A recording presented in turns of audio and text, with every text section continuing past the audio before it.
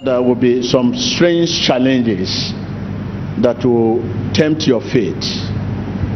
And if care is not taken, many will deny their faith.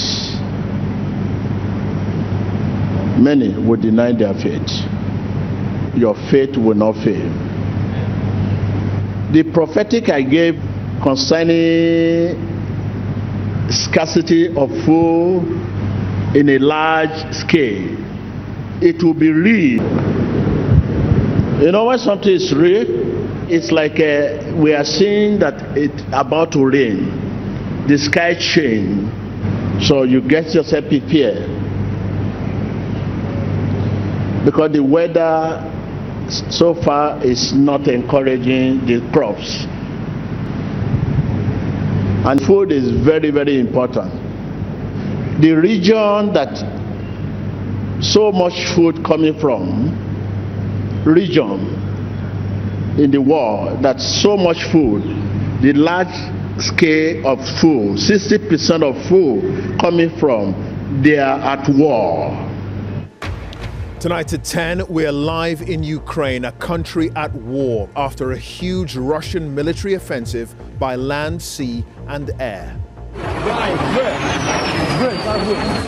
The onslaught began just before dawn with a barrage of missiles on multiple targets right across the country.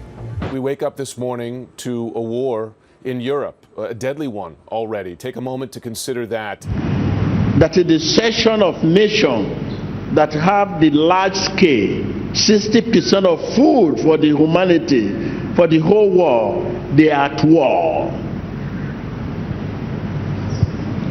What we are eating now is the one they have in the store, and the store one will soon, I repeat again, there are some sections that produce more food to the world. When you say food to eat, 60% of the food we are eating all over the world, the region that produce this food, they are at war. The United Nations says the war in Ukraine could worsen a global food crisis, leading to mass hunger and famine lasting for years. When a nation that is the breadbasket of the world becomes a nation with the longest bread lines of the world, we know we have a problem. All right, let's bring in Max Zander, who is in Kyiv. Max, give us a sense of how important Ukraine is in the global food supply chain.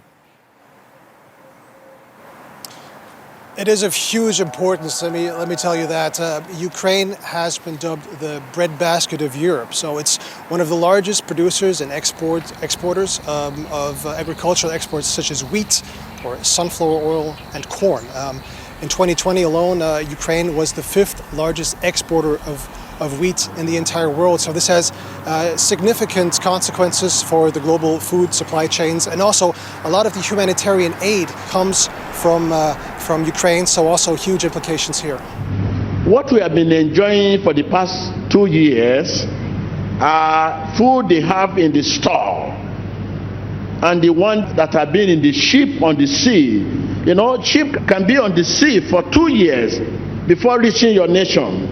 And those sheep have reached your nation, they have given you food. Now for them to go back to the region and bring food, there is war there. So you feel so much effect of issue of scarcity of food. Take note of everywhere I have ever spoken, since you know me. If it's not coming to pass today, it will come to pass tomorrow.